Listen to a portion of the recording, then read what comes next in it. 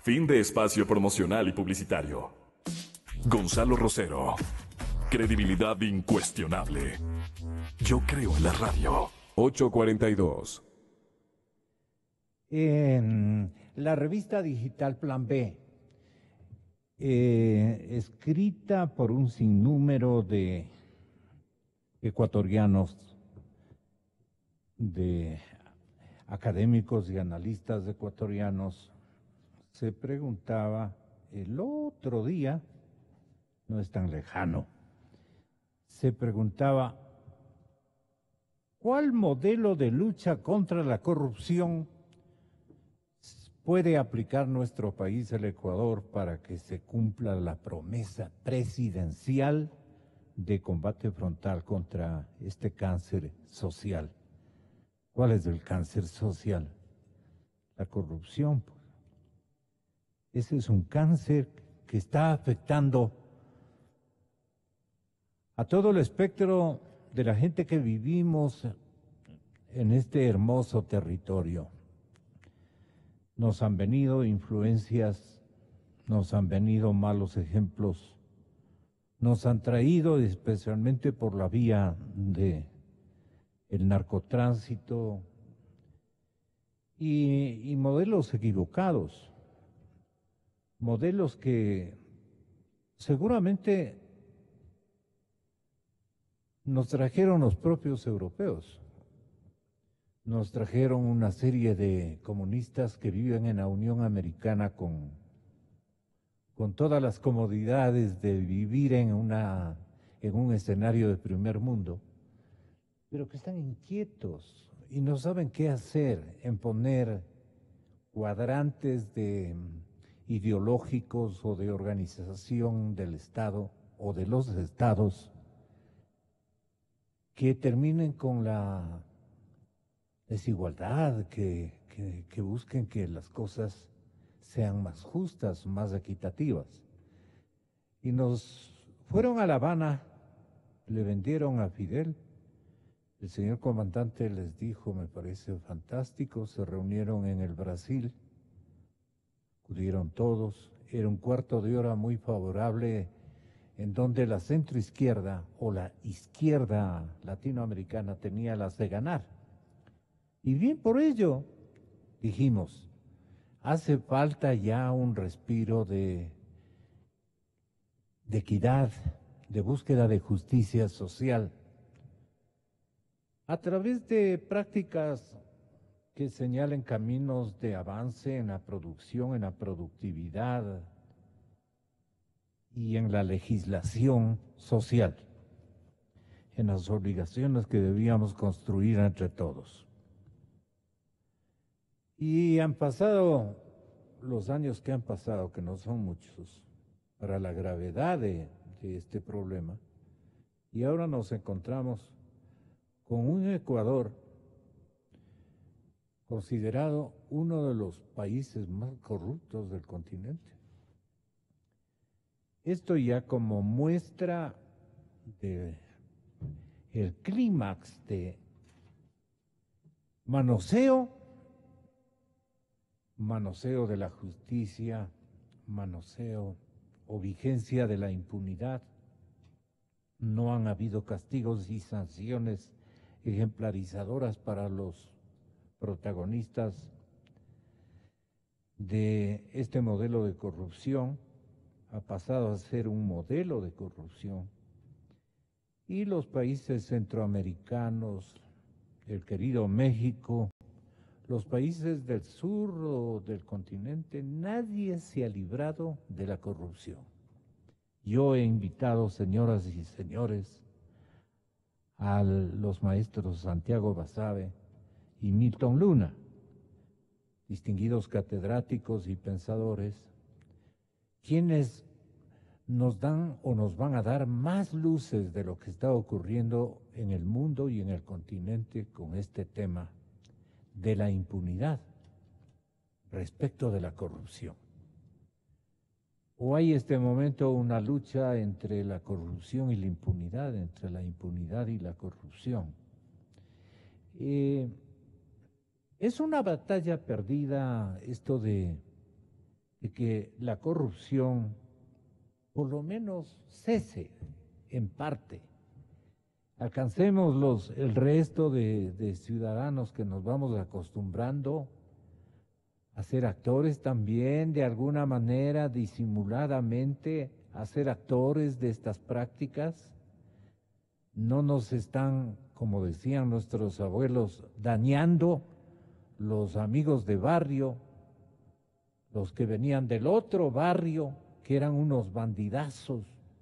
Estoy recordando mi niñez, mi adolescencia, y que nos prohibían nuestros padres, a lo menos en provincia, llevarnos con ellos, por los malos ejemplos que traían consigo y que se adueñaban con un sinnúmero de tentaciones que naturalmente partían del dinero y lo que nos podía ofrecer el dinero que seguramente nuestros padres no alcanzaban a darnos, el dinero para el cine, el dinero para cosas veniales, sí, realmente. Pero señoras y señores, ha venido en forma de monstruo una corrupción impresionantemente grande. ¿Cómo le definiría usted a la corrupción desde el lado social, psicosocial, desde el lado de los actores, señor doctor Santiago Basabe, desde el lado de los que nos han persuadido que esta es la vida fácil, o que han sido unos actores de primer nivel y que nosotros hemos resultado también alumnos de excepción? Y hay cuántos amigos que se han dañado en este trance, como decían antes, se ha dañado el jovencito el niño En fin, uno tiene que apelar a un montón de circunstancias para llegar al pueblo mayor. Aquí la gente tiene que oír a estos dos intelectuales ecuatorianos que van a opinar sobre la corrupción y la impunidad, sobre esta guerra no tan fría. Esta es una guerra caliente que nos puede llevar a otras dimensiones más dolientes. ¿Qué podría haber después de la corrupción con impunidad? Le pedí a Santiago que tenga la bondad, con su permiso, Milton. Santiago Basabe nos dice respecto al desfile de ideas que deja encendido el periodista, solamente ideas de cires, porque ustedes tienen en cambio la contundencia de poder decirnos la verdad conceptual de lo que ocurre a nuestra sociedad latinoamericana en estos tiempos y a la sociedad mundial también, porque la corrupción en este momento está de moda, doctor Basabe. Gracias, buenos días Gonzalo, Milton, y buenos días a la audiencia.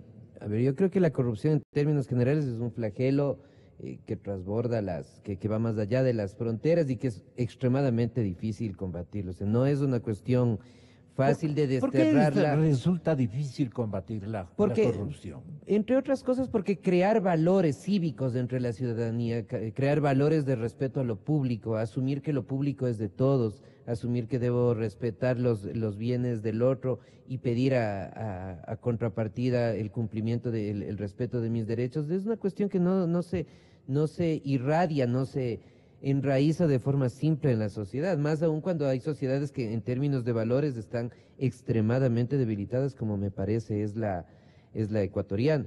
Entonces, la lucha contra la corrupción implica una serie de factores que están implícitos ahí. Yo voy a mencionar solo algunos, seguramente Milton tendrá otros o complementará. Y uno es, pensando en el cómo combatir, hay un elemento que es clave, que es la transparencia y el acceso a la información. En la medida que los países tienen menos información pública sujeta de escrutinio ciudadano, las posibilidades de la corrupción tienden a aumentar. El país se ha caracterizado en estos 10 años y antes también, no pensando solo en estos 10 años, por ser un país opaco en términos de acceso a la información. Si usted busca datos en el Consejo de la Judicatura, por ejemplo, no existen, o existen a través de mecanismos que ponen cortapisas al usuario, ¿no? O sea, piden el número del juicio, piden 20.000 datos que las personas no tenemos en general para poder acceder. El Consejo Nacional Electoral es otro caso y en general las instituciones públicas. Entonces, un primer paso es transparentar ahora con la era digital que tenemos a través de la página web. Todos los ministerios deberían tener abierto al público sus presupuestos, sus gastos, toda esa información. Ese es un punto importante y eso se lo puede resolver de Pero forma... habrá desinformación, no información. Ah, claro, es que eso es lo que desafortunadamente pasa. Ese es uno de los problemas, además, en términos de investigación científica, por qué no se puede avanzar demasiado, porque en el país la información en general es extremadamente difícil de conseguir y obtener. Y esto es uno de los factores, no el único, que abona a la corrupción. El otro, el tema institucional, las reglas de juego. Hay que tener reglas que de alguna manera intenten controlar los posibles excesos y ambiciones de los actores políticos. Dentro del diseño institucional ecuatoriano en estos 10 años me parece que se hizo exactamente lo contrario. La contratación pública, por ejemplo, quedó más liberada a la libre decisión de actores políticos, se hizo un uso excesivo de los decretos de emergencia, la Contraloría perdió el papel fundamental que tenía, determinados delitos en el campo penal que atentan contra la administración del Estado y los recursos públicos fueron debilitados en términos de su descripción institucional. Ese es un segundo elemento. Un tercer elemento más importante quizás es la educación en valores. No solo la educación formal, la educación de la universidad, del colegio, de la escuela, sino la educación que vemos en lo cotidiano. O sea, observarse las personas como iguales, básicamente. Somos exactamente iguales, somos ciudadanos de este país, nos pertenecemos y el país, en términos de recursos, de patrimonio, también es nuestro. Pero ese es un ejercicio, insisto, de mucho tiempo, debería ser una política de Estado. Y finalmente otra cuestión que es ya pensado más desde el plano político, es que uno de los elementos fundamentales donde está la corrupción es en los particularismos entendidos de forma más simple como las asignaciones presupuestarias. Un mecanismo por el cual se ha filtrado millones de dólares en el país a lo largo del tiempo. ¿Con qué objetivos se crearon las partidas? Son los famosos contratos. El contrato para el cantón X para hacer la cancha, el contrato para el cantón Y para hacer tal otra cosa. Ese es un mecanismo de corrupción que ha estado a lo largo del tiempo en el país. ¿Cómo se puede remediar en alguna medida, no resolver? Hay que crear partidos nacionales. Los movimientos políticos locales, seccionales... Para gestar una obra pública nacional. Para que los partidos puedan ser estructurados y no estos movimientos pequeñitos, seccionales, cantonales, donde hay un caudillo, un líder, que a cambio de los votos para mantener las lealtades tiene que entregar partidas presupuestarias y tiene que entregar contratos. Hay que eliminar las listas abiertas para la elección de diputados. Eso genera caudillos. Porque si yo tengo una lista abierta, no me importa ir en el partido X, en el lugar 8 de la lista, o en el partido Y, en el puesto 2, porque los votos son míos. En la provincia X me votan a mí, independientemente que vaya con tu partido o con el otro. Entonces, eso genera clientelas, ¿y cómo afianzo las clientelas? Con partidas presupuestarias y con contratos. Entonces, ahí están al menos algunos de los elementos de juicio que me parece deberíamos tomar en cuenta, deberíamos tener presente de cara a, insisto, en el mediano y largo plazo, al menos reducir los graves niveles de corrupción que tiene el país. ¿Usted no cree que en nuestra región latinoamericana, para quedarnos un poco allí, y usar la parte mucho más amplia, más exógena, para otro tipo de comparaciones, pero repunta la corrupción en el área latinoamericana a una velocidad sorprendente por un modelo político que viene a alcahuetear, y perdonen por el término, pero es el único que lo encuentro como para graficar esta circunstancia, alcahuetear la corrupción precisamente porque lo primero que le dicen al que se resiste en entrar en el club de los corruptos, le dicen no pasa nada. Es la impunidad. Entonces da la impresión, doctor Milton Luna, que la impunidad es la gestora también de la amplificación de la corrupción. Por supuesto. Es decir, el clima, bueno, antes de eso, saludar a Gonzalo, a Santiago y a a quienes nos están escuchando, ¿no? Sí, por supuesto, es decir, la impunidad es el caldo de cultivo sobre el cual se reproduce la corrupción, es parte de la corrupción en realidad, ¿no? Y se dinamiza a través de ello. Y esto precisamente se da, Gonzalo, en mucho, yo creo que en la gravitación y en la confluencia al menos de dos elementos claves, ¿no? De un Estado cooptado, cada vez más débil en el sentido de una institucionalidad democrática, transparente, en fin, y más bien en la construcción de un Estado concentrador, grande, inmenso, y además prolongado en el tiempo. Es decir, a usted me menta el tema de la corrupción, tal vez de los últimos tiempos en América Latina, pero podríamos también, hablando de los ejemplos de América Latina, poner un ejemplo clarísimo de la concentración de poder, el PRI, más de 70 años en el poder y con un Estado absolutamente corrupto. Hoy, seguramente hoy, uno de los estados, narcoestados seguramente más violentos y efectivamente más corruptos del planeta. Y usted tiene ahí precisamente el modelo que debemos precisamente en eso reflejarnos para no seguir en ese. Pero esa es parte de la historia, ¿no? ¿Hay un narcomodelo político? Por supuesto. Y ahí tenemos el ejemplo más claro. Pero el México de hoy no es el México de los últimos, del Chato, los Chavos, ¿no? ¿Cómo es? Guzmán. No, Chato Guzmán. No. Esto viene desde hace gran rato. Hay muchas herencias, incluso en términos históricos, pero particularmente en el siglo XX. Es decir, debe valernos a nosotros la experiencia esta nuevamente para referirme, ¿no?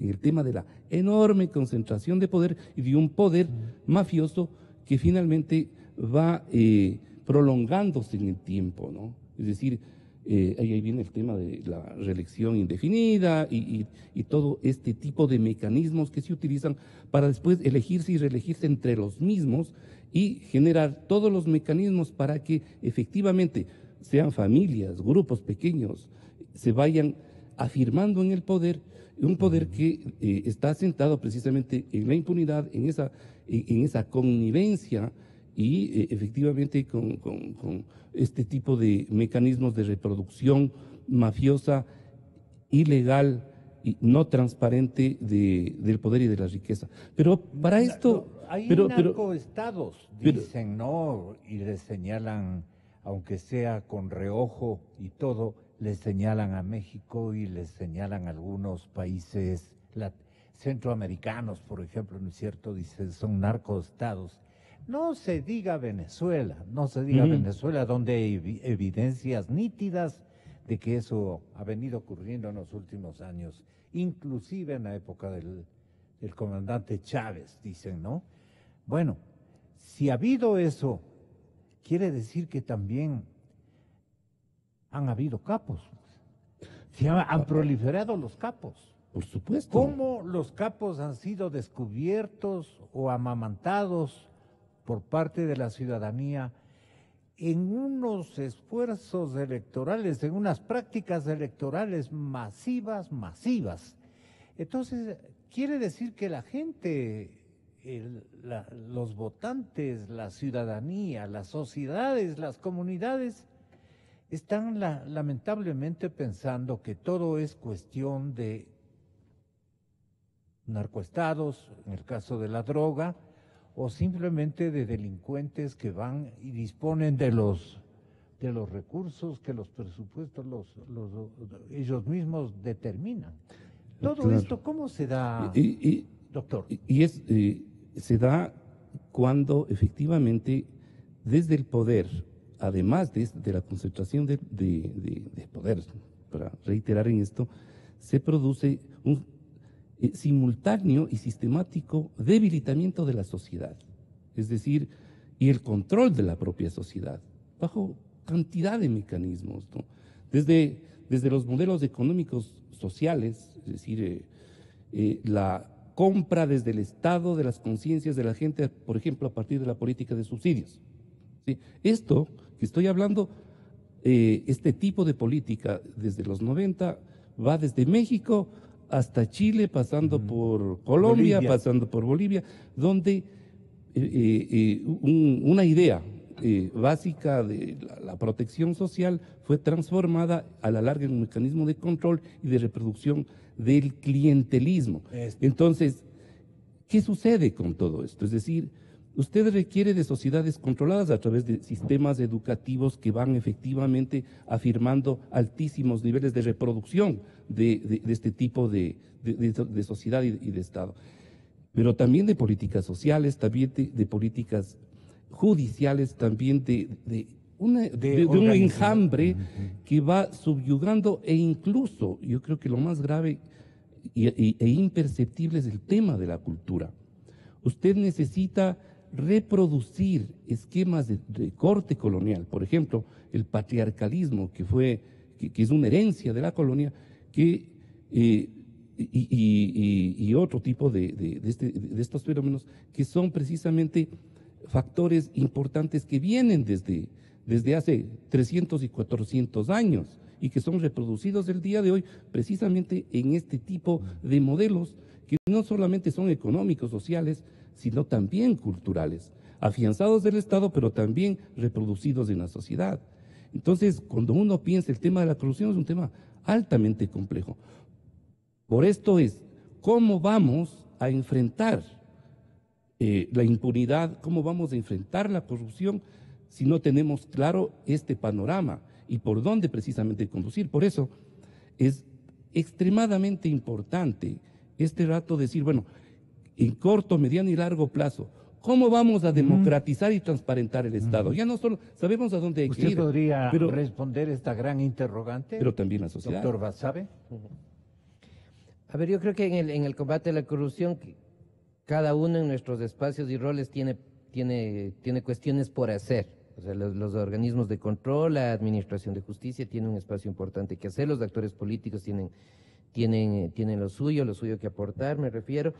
Pero desde la sociedad civil, digámoslo así, desde el común de los ciudadanos, como somos nosotros, también tenemos espacios importantes que tienen que ver con la generación de valores cívicos. Lo que había dicho al inicio, que me parece que eso es la cuestión de fondo en todo esto. No para que la corrupción desaparezca de aquí a un año, no. Para que los niveles de corrupción desciendan de aquí a la siguiente década, al menos. O sea, este es un ejercicio bien largo, con pocos resultados observables en el corto plazo, porque lo que hay que hacer es ir creando, sobre todo entre la población más joven, la idea de que el Estado somos todos, y nuevamente lo que decía hace un momento, que los recursos públicos son de todos y tengo que respetarlos y no tocarlos porque no me pertenecen en esta relación. La gente le ve al Estado como el partido político de turno. Que maneja todo. Y le ve como una paradoja de los estudios de la ciencia política, como el Estado es de todos, pero es de nadie también. A la vez que es de todos, es de nadie, entonces si yo dispongo de eso, no le estoy perjudicando en rigor a nadie en particular. No te estoy quitando el esfero a ti, sino a alguien que es ficticio, que es una entelequia que es del Estado. Claro. Entonces yo creo que ese ejercicio se puede partir desde diferentes sectores.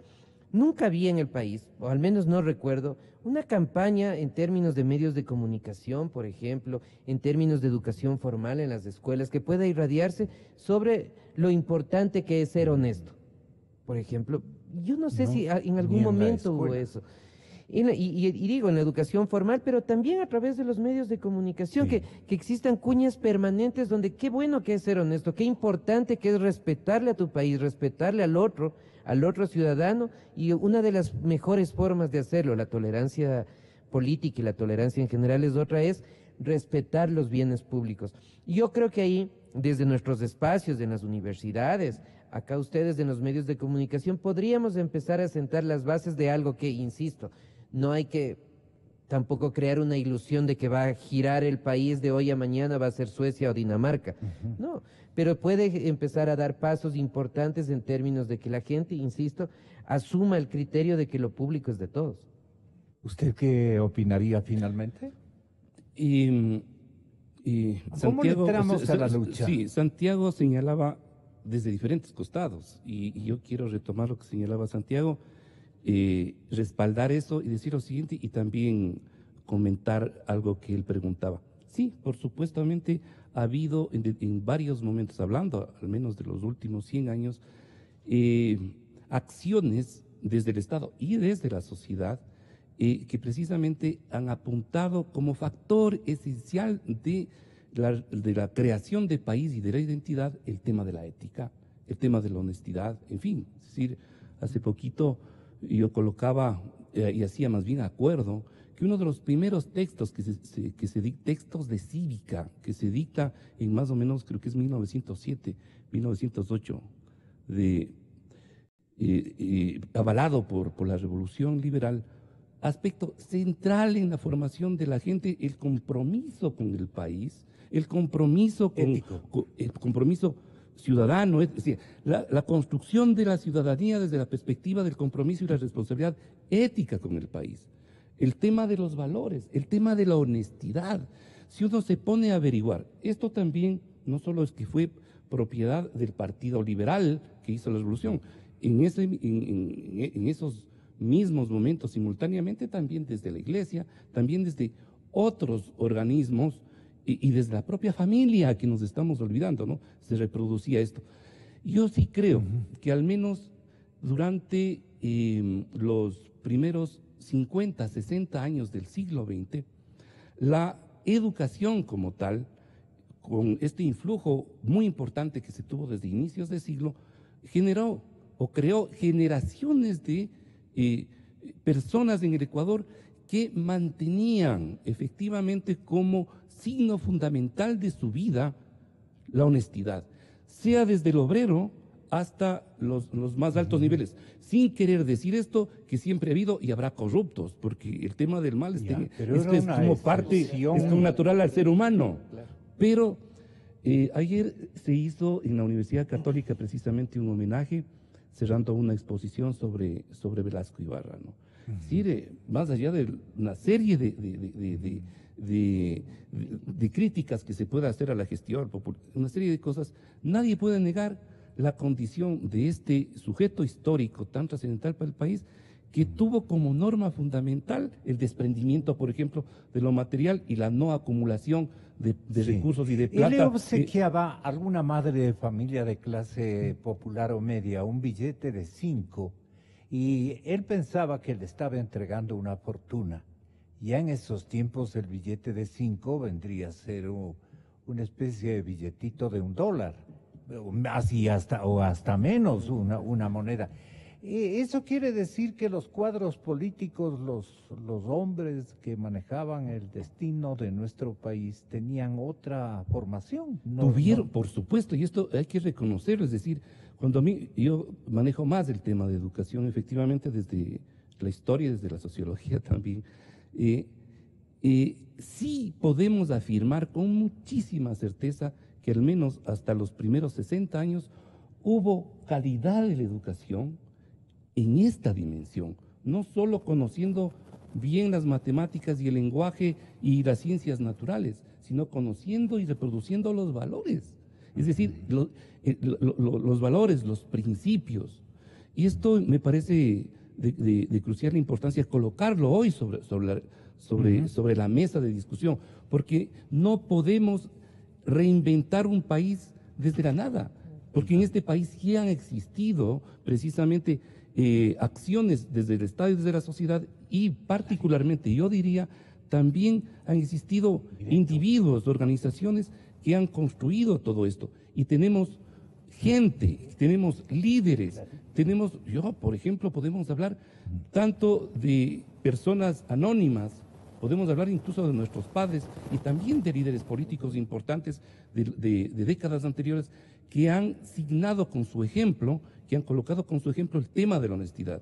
Algún momento yo reivindiqué desde mi columna el papel y el rol de ese contralor impresionante que tuvo el país en la década de los 80, el doctor Hugo Ordóñez Espinosa, que cuánta falta nos daría tener otros contralores, otros servidores públicos que entiendan que el ser servidor público es precisamente eso. Algunos de ellos muy importantes.